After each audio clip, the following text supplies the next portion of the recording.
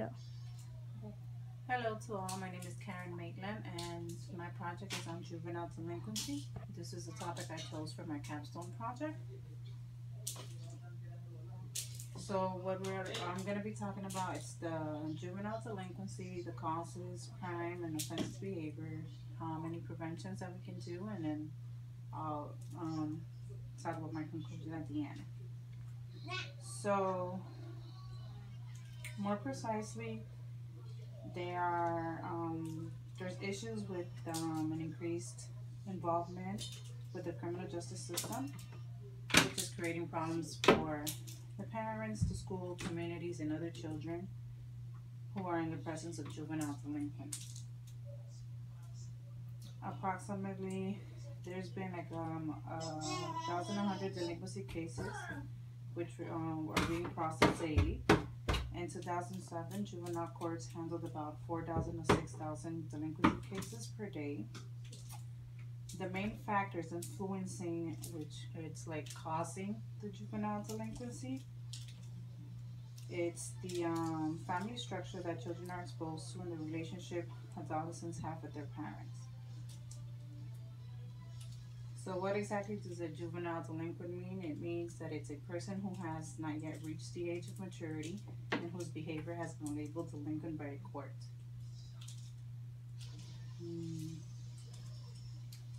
So when we come and look at the causes, the main issue is broken homes, which would be families. We have poor housing conditions, the friends influences, exclusion, racial discrimination, and then other factors that do play a role would be violence on the TV, radio, or internet that people, the juveniles actually cope and try to um, intimate, show, like, try to copy what they see. So as we all know, parents play a tremendous role in the growth and development of children. We have single parent households, we have married households, and then cohabiting parenting, which is non-married parents, which would be a mother dating a gentleman that's not the father of the kids.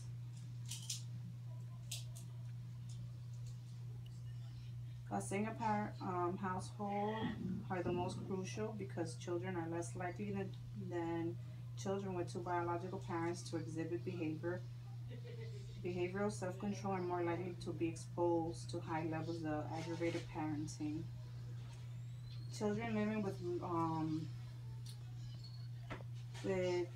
two married adults have in general better health, greater access to health care, and fewer emotional or behavioral problems than children living in other types of family. Hmm. Living with biological parents that are married do not harm or put so much negative pressure on children. They tend to always remain positive in all they do and do not lack support from their parents. Those children tend to do so much better on a host of outcomes than those living with single parents and or step parent cohabiting families. Outcomes for children in step parent or cohabiting families are very similar cases to those for children growing up in a single parent family. Children dealing with divorced parents usually have a lot of negative outcomes. These families tend to have much lower incomes, which does have a negative effect on many areas of children and youth well-being, such as health, educational attainment, behavior problems, and psychological well-being. This is, of course, associated with living outside of a married two-parent family. We also have to look at the parental social control. What I mean by this is the way that parents are supervising and monitoring their children. We have parental monitoring, which is the expectations parents have for their adolescents' behavior. This is like the action that parents take to track their adolescents. This is where a lot of us lack parents lacking. Because, for example, in a single parent home, if there's a single mom, they're trying to raise three kids, it'll be very hard and difficult for her to track her or be constantly on top of their children because, she's too busy working, trying to pay her bills, trying to put a roof over their head, trying to feed them. So she's not as much as involved with their children. Versus a married couple, they have a lot of involvement with their kids. They're always on top of their kids, seeing where they're at, who they're hanging with, who are the friends like. They're mostly involved in just the school activities the children are involved in. It's a you know there's a very difference in that. Mm,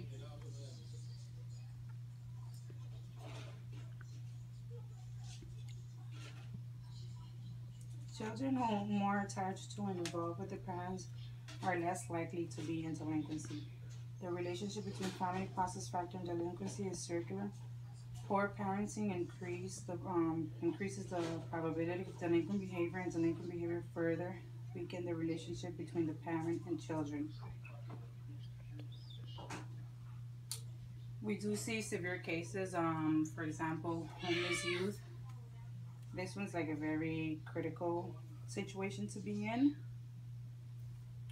Um, Homeless youth are in effect liberated from external and internal forces that would otherwise inhibit them from participating in criminal behavior. Those youth become involved in illegal behaviors and criminal activity to earn an income, to meet their basic food or shelter needs, or to finance their substance abuse. These homeless youth basically rely on support from street peers and those who are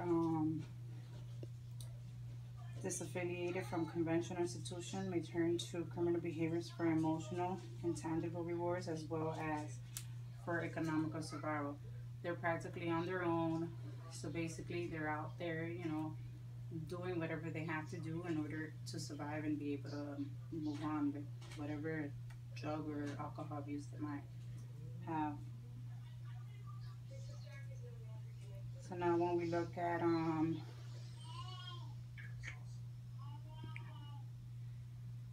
there's crimes of behavior youth may be arrested for. Mostly there's violent crimes, which would be aggravated assault, homicide, rape, or robbery. They're either trying to, maintain and support their substance abuse, or if they're in a situation where their economic status it's not, it's a poor, then they go out of their way to do whatever they have to do to be able to buy and get what they want. They do property crimes, which is arson, car thefts, burglaries, and larceny. Um, when we look at gender differences, males are more prone than females to commit crimes or be involved in more delinquent behaviors. It is stated that gender is a genetic risk factor that is clearly a predictor of delinquency. Like I said, the boys are more involved in more serious forms of delinquency than girls. However, in recent years, there has been a marked increase in females' involvement in delinquent acts. Research suggested that it was due mainly to spikes in the number of assaults, both simple and aggravated, committed by females. In general, the most powerful predictors of individual violent criminality are age and gender. Boys and late adolescents and young men are much more likely to be serious high rate offenders than girls or older men. Many studies confirm that males are more violent and are more prone to bullying and violent behaviors at school and are arrested for more violent offenses than females. Females offenders, on the other hand, have been known to have higher rates of internalizing mental disorders such as depression, anxiety. Males, on the other hand, exhibit externalizing mental disorder such as deficient hyperactivity disorder, which is also known as ADHD, conduct disorder. Um,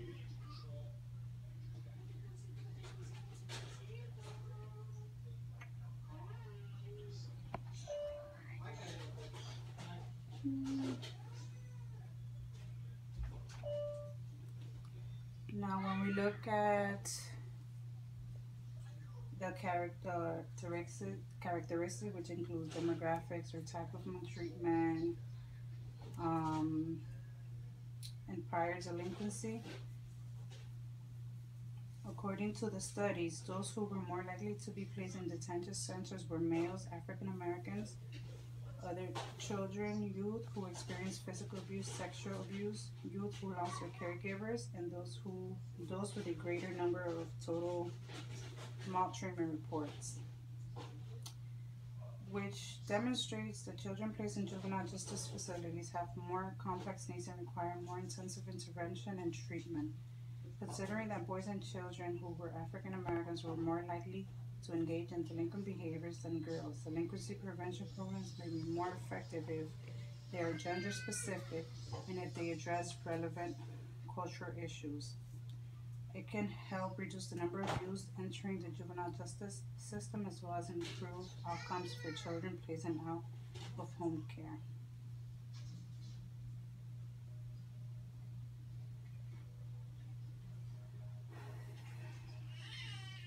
When breaking down certain family factors, several interesting findings were found. The presence of a father reduces the chances of a delinquent son. Firstborn children are less likely to be delinquent, and the larger the family size, the more likely it is that a child in the family will be delinquent. So this goes back to broken homes. When you have a single family home, then the mother is doing all the work, all the supporting of the children, but still the children still need the father figure in their household. When they lack the father figure, they tend to, you know, go more into the delinquency acts. And then this also falls back to the socioeconomical level. A single mother household, it's going to be it's a poor situation for if she has 3 or 4 kids to raise, which put pressures on the kids as well. As as they get older, they tend to ask for more, and they want more. It's going to put more pressure on the mom, since she won't be really able to afford that for them. Stop. Children from underclass backgrounds, such as high level poverty, were more involved in delinquency, especially serious delinquency. Social structures focus on the economic and social condition in which lower class youth live. Mm.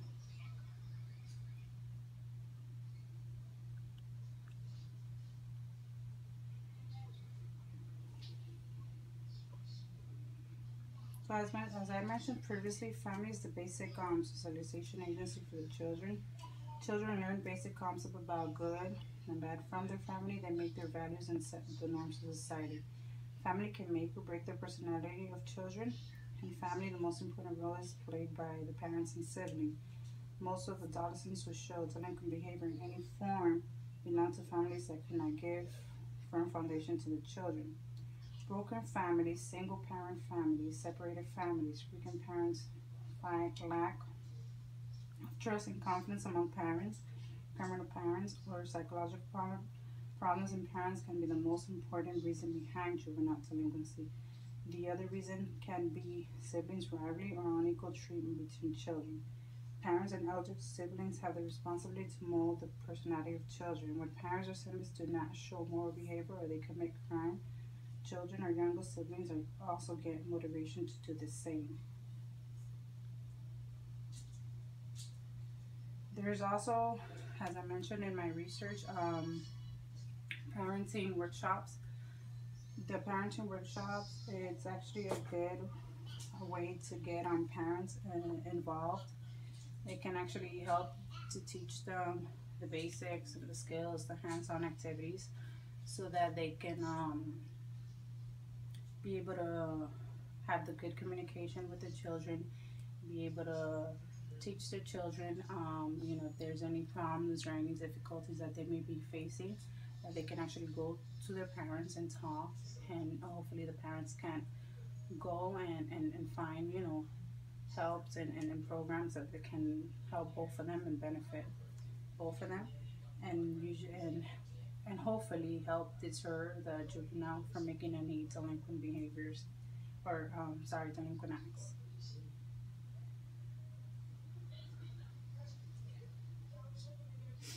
And then in conclusion,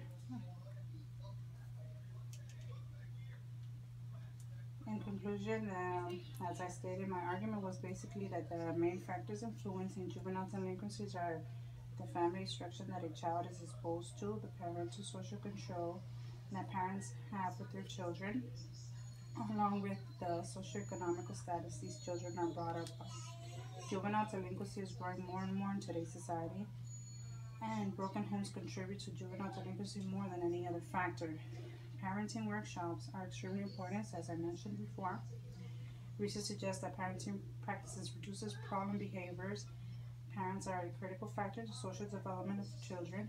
Volumes of research indicate that supportive parenting relationship, positive discipline methods, close monitoring and supervision, parental advocacies for their children, and parental pursuit of needed information and support consistently buffer youth against problems behavior.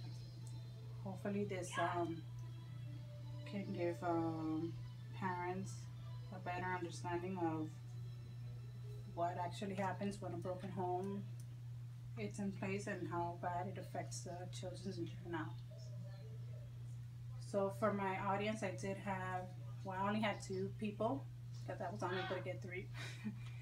I had Alexander Munoz and Annabelle Maitland. Thank you.